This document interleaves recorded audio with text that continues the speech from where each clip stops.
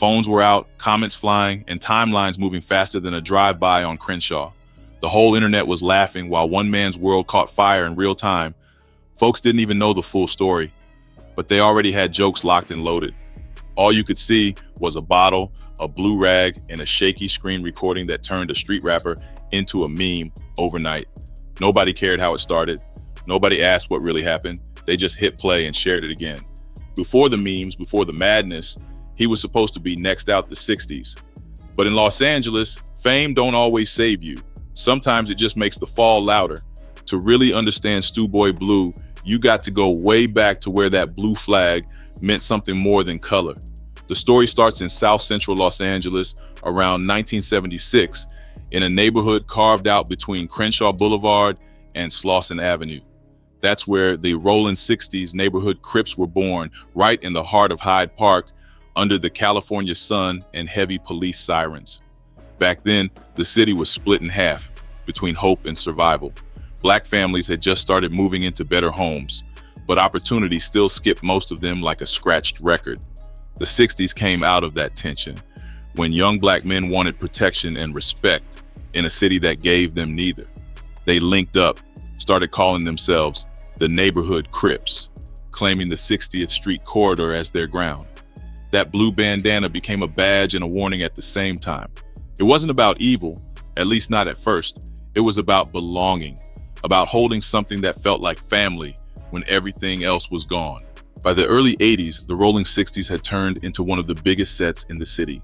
Their reach ran deep across South Central and even outside state lines. They were in every conversation, every newspaper headline, every police file. In 1984, the name got national attention when some of their members were tied to the murders of NFL player Kermit Alexander's family. 4 years later, the accidental killing of Karen Toshma in Westwood during a gang shootout pushed Los Angeles into panic. From then on, the 60s weren't just a local name. They were a symbol of everything the media said was wrong with the hood. But even with that kind of heat, the Rollin 60s didn't fade. They expanded, multiplied, and adapted. By the early 2000s, their name was popping up in places far from California. In Long Island, New York, the FBI had to step in with a full RICO investigation after Rollin 60s members brought the war to the East Coast. The Fed said they were running the streets with power, money, and guns. And in 2014, 20 people got indicted in a major bust. It was proof that the 60s had turned from a local neighborhood gang into a national organization. Still, the truth was never one-sided. Inside that same hood where police saw monsters, kids were just trying to survive. Some joined for safety, some because their older brothers already did. The streets offered what the system didn't: respect, fear, and a name. The 60s became family to people who never had one. Mothers were losing sons, sons were losing direction, and the only thing steady was the blue rag tied around their heads. In South Central, violence wasn't the full story. Poverty was. Schools were crumbling, jobs were disappearing, and drugs filled the cracks that opportunity left behind. When crack cocaine hit the city in the mid-80s, it changed everything. The money, the power, the greed, it twisted what the gang stood for. By the time the 90s rolled in, the police were treating every young black man like a suspect, and the war between Bloods and Crips made the whole area feel like a battlefield. The Rollin 60s weren't just surviving, they were shaping the city's image, for better or worse. Their name became legend, half fear, half pride. Every block had stories, and every story had scars. This was the world that raised Stewboy Blue even before he ever touched a mic. If you talk about the Rollin 60s and hip hop, you gotta talk about Nipsey Hustle first. He was the one who flipped that neighborhood pain into purpose. Born Ermias Askedum in 1985, right on Crenshaw, he grew up watching the 60s and learning the code early. By his teens, he was banging with the same set, but he had a bigger dream. Nipsey built his name by selling mixtapes out the trunk of his car, posting up on Crenshaw and Slauson, and rapping about the life he was still living. He didn't hide from the hood, he embraced it, but he also wanted more for it. Nipsey turned his story into a blueprint for independence. When he dropped his Crenshaw mixtape in 2013 and sold it for $100 a copy, Jay-Z bought 100 of them just off respect. By 2018, his Victory Lap album hit the charts, and he was nominated for a Grammy. But what made him different wasn't just music, it was ownership. He bought up real estate, opened the Marathon clothing store on Crenshaw, and co-founded Vector 90 to teach science and business to young black kids. That's what made his death in 2019 hit so hard. He was killed outside his own store by another Rollin 60s member, Eric Holder Jr., after a heated argument about snitching. 10 bullets ended a movement that was just starting to change the game. It showed the world that even when you rise above the streets don't always let you go. Before Nipsey, there was another man holding weight in that same world, Eugene Big U Henley.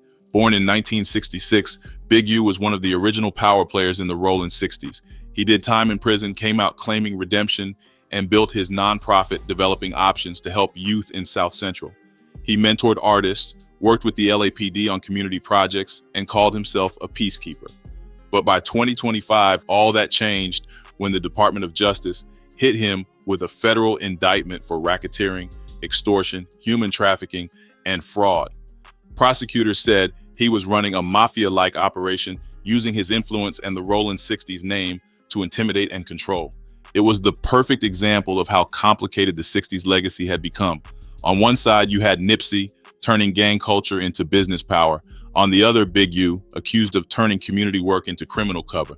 And caught somewhere between all that history was Stewboy Blue, watching from the sidelines, dreaming about being the next big name out the 60s. In that neighborhood, your name had to mean something. On the block and in the booth, the Rollin 60s made sure of that. Stewboy Blue came into the world already surrounded by hard times and broken systems that shaped his every move. His mama was locked up when he was still a kid, and his pops got killed before he could even remember his face. The only real home he knew was his grandma's place near Overhill Drive, right inside that Rollin 60s territory, where everything moved fast and dangerous. His grandpa Jimmy held it down as best he could, but the streets outside spoke louder than any bedtime story. When the grown folks had to go out of town, they dropped him at his grandpa's spot on the 60s block. Those visits turned into full stays, and those stays turned into lessons about who ran the neighborhood. He would see the older homies posted up at the corner stores on Crenshaw, flashing blue flags and showing off lowriders that smelled like weed and exhaust. To him, that was family, because they treated him like one of their own. Every day was a mix of noise and danger, with sirens screaming through the night and helicopters lighting up rooftops like cheap fireworks. The walls had bullet holes patched over with paint, and every alley told a different story of somebody who didn't make it home. At first, he just watched from the sidelines, soaking in the rules, the slang, and the rhythm of life out there. But when you grow up in the middle of that kind of world, it gets inside you before you even notice. The streets became his classroom, and the older homies were his teachers, showing him how to walk with confidence and keep his eyes open at all times.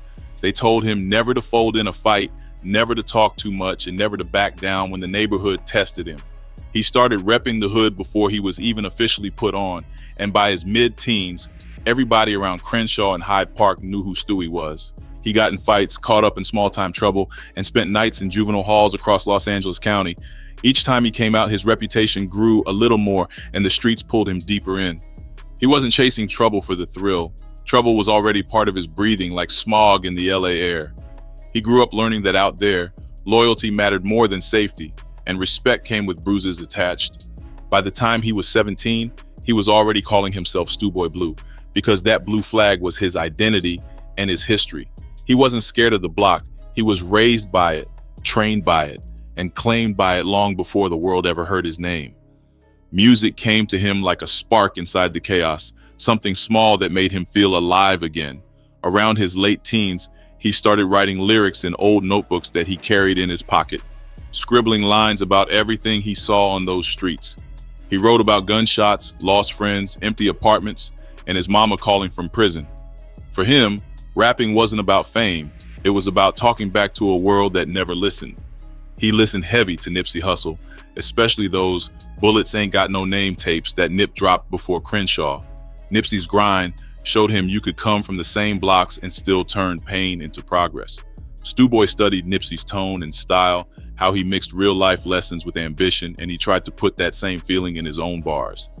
By 2014, he started uploading rough freestyles to YouTube with an old cracked phone camera. The videos were shaky and low quality, shot in front of liquor stores and corner murals of fallen soldiers. You could hear cars speeding by and sirens cutting through his verses. But that raw energy made people pay attention. He was that young homie rapping about real life without filters or fake stories. His sound started moving through South Central, and folks on social media began sharing his clips, calling him the next one out the 60s. He performed at small backyard shows near Slauson and got co-signed by a few local artists who knew his potential. People liked that he wasn't trying to sound like nobody else, just pure emotion over simple beats. In 2016, an ex-gang member who started a small independent label reached out and offered him a deal. The label promised to help him put his music on Spotify, Apple Music, and YouTube properly. For the first time, Stewboy felt like his voice might go somewhere beyond the neighborhood. They called his first project Blue Dreams, a tape filled with stories of loyalty, pain, and survival. It wasn't polished, but it had heart, and the streets respected that. The hype started to grow faster after he began doing long Instagram live sessions, sometimes going for hours while he freestyled straight from the heart. He would talk to fans, light up, and rap about whatever came to his mind. Sometimes he was halfway sober, sometimes completely gone, but his energy pulled people in. His followers said he had that spark that could blow up any moment.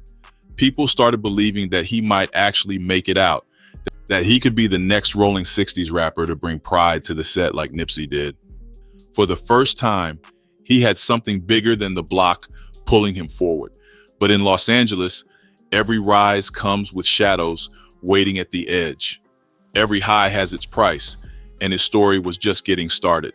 By 2017, Stewboy Blue was moving between two lives that never really mixed without leaving scars behind. He was spending long nights in the studio with local producers while still showing up on Crenshaw blocks where parole officers cruised every evening.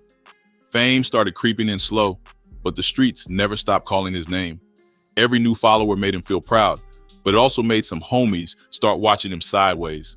Some people whispered that he was changing, that he might forget the set if he got rich. That pressure kept him close to the hood, even when he wanted to focus on his craft. He would pull up to neighborhood events just to prove he hadn't turned his back. Sometimes he would hand out cash to younger homies or buy drinks for the block, but deep down he felt trapped between what he wanted and what he owed. The more he got noticed, the harder it became to balance the image. Fans expected him to be real, but real in that part of Los Angeles meant something heavy. The Rollin 60s were still active across Hyde Park and Slauson, and everyone there knew the cost of looking soft. To survive, you had to keep that edge, even when it was killing you inside. Around that same time, he started using heavy drugs. It began with meth and fentanyl, introduced by people he trusted to help him stay awake during late sessions. At first, he said the high made him creative, gave him focus when he was recording, but soon the line blurred, and it became part of his daily rhythm. Fentanyl hit him hard, slowing his speech and clouding his thoughts, while meth kept his body moving when his mind was exhausted. His close friends said he became paranoid, always thinking people were plotting on him. Sometimes he would lock himself in the studio for days, convinced someone outside was watching. His voice notes grew darker, his lyrics sounded more like confessions than songs.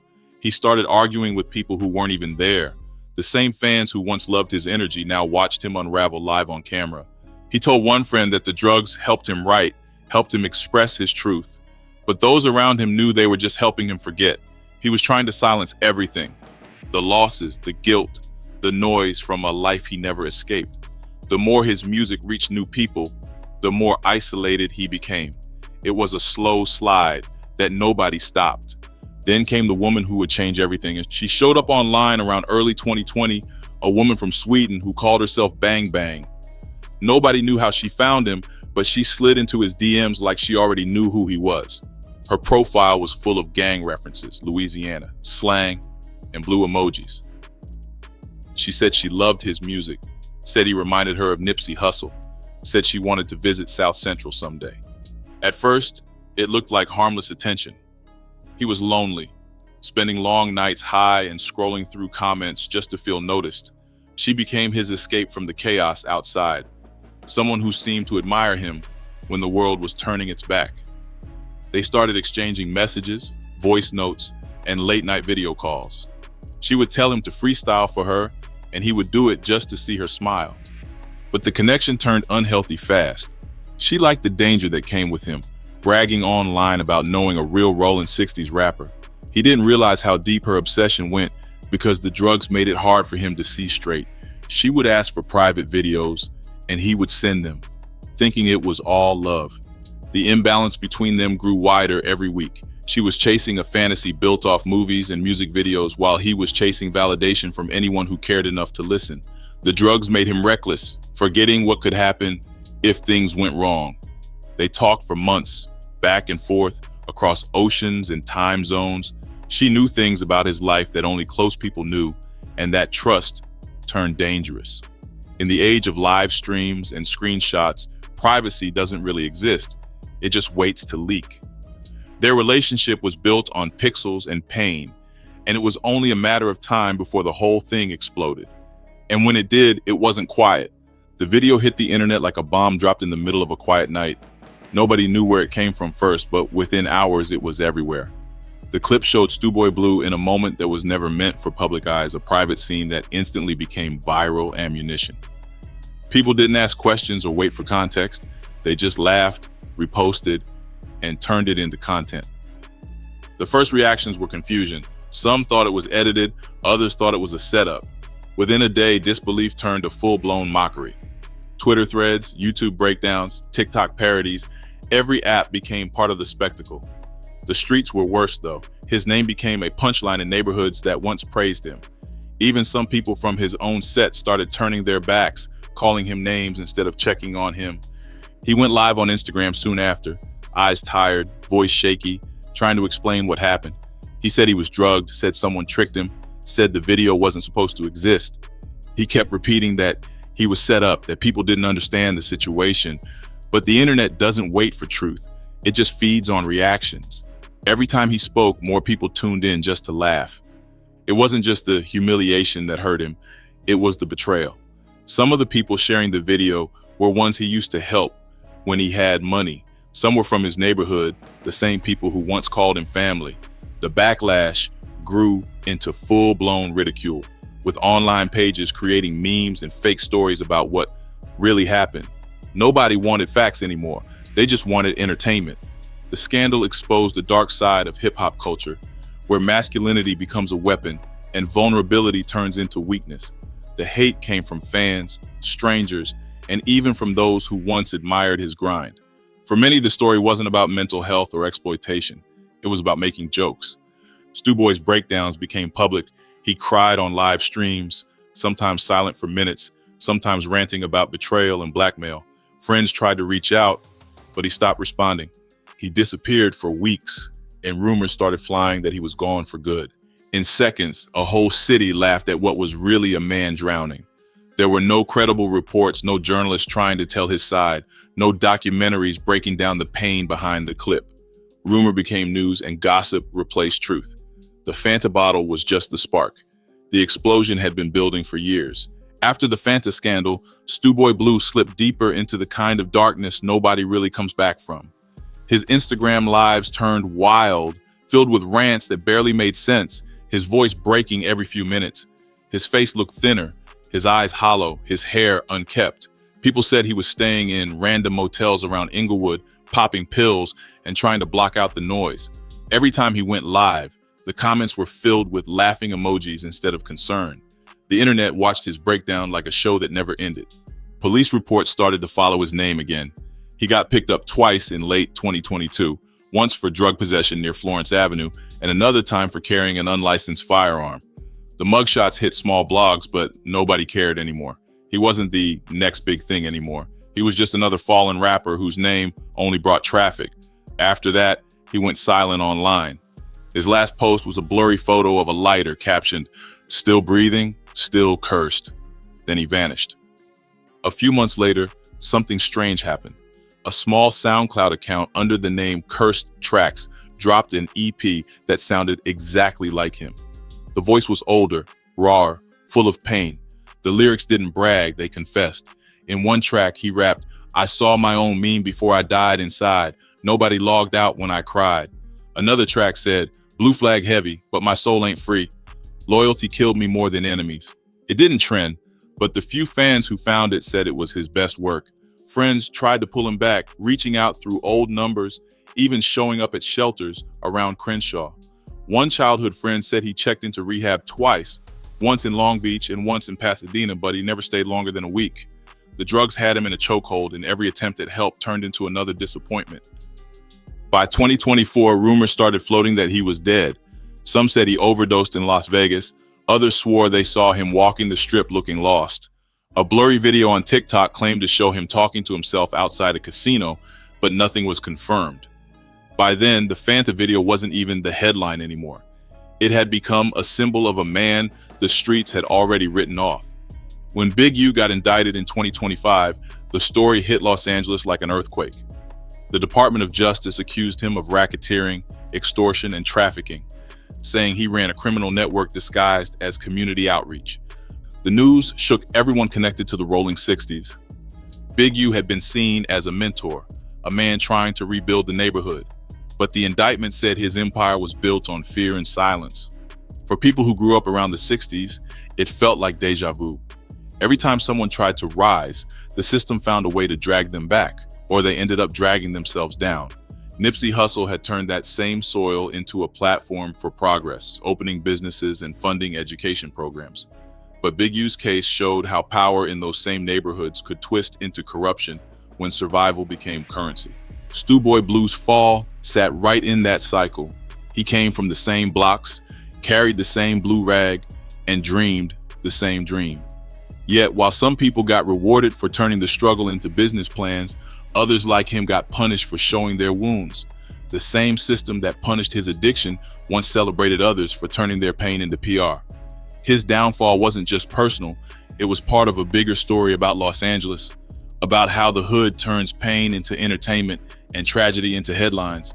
The streets that raised Nipsey and Big U also raised Stewboy Blue, but unlike them, he never learned how to turn that fire into something clean. He was swallowed by the same machinery that made him. What happened to Stewboy Blue says a lot about how the world treats men like him. In the hood, you grow up learning that showing emotion can get you killed. You learn that being real means staying cold no matter how much pain you carry inside. When that video dropped, people didn't just laugh at the act. They laughed at his vulnerability. They laughed at a man who lost control. Hip-hop culture keeps saying it wants honesty, but only the kind that sounds cool on a beat. When honesty looks messy or shameful, people turn cruel fast. The same fans who cheered for authenticity were the ones clowning him when he broke down. That's the double standard. Everybody wants real until it stops looking strong. Then there's the internet, the place that never forgets. A man's worst moment can loop forever for strangers who never met him. The Fanta video turned into digital revenge porn, something that should have been illegal to share. Nobody talked about consent or addiction. Nobody talked about how drugs can make someone lose judgment. They just made jokes. That's the price of being real in a world that records everything. The moment you slip, the world gets a new show. And in the hood, your mistakes don't go away, they just trend. Nobody really knows where Stewboy Blue is now. Some say he's back in Los Angeles, living quiet somewhere near Compton. Others swear he disappeared completely, maybe still out there fighting his demons. Once in a while, a new SoundCloud profile appears with tracks that sound like his voice, but there's no proof. Maybe he's alive, maybe he's just done talking. Either way, his story still echoes through the same streets that built him. To Los Angeles, he's more than just a scandal. He's a reflection of what happens when dreams and trauma share the same zip code. Every neighborhood got one like him, the one who almost made it, the one the streets never let go. Phones out, comments flying, timelines spinning fast again. But now, after everything, that viral chaos feels different. It wasn't really about a bottle. It was about pain, pride, and a city that laughs instead of listening. Stewboy Blue's story isn't about shame. It's about what happens when the hood and the internet eat their own. Sirens hum in the background. City lights flicker across cracked pavement. Somewhere, a voice echoes Nipsey's truth about how the hood never really cares. It just watches, then forgets.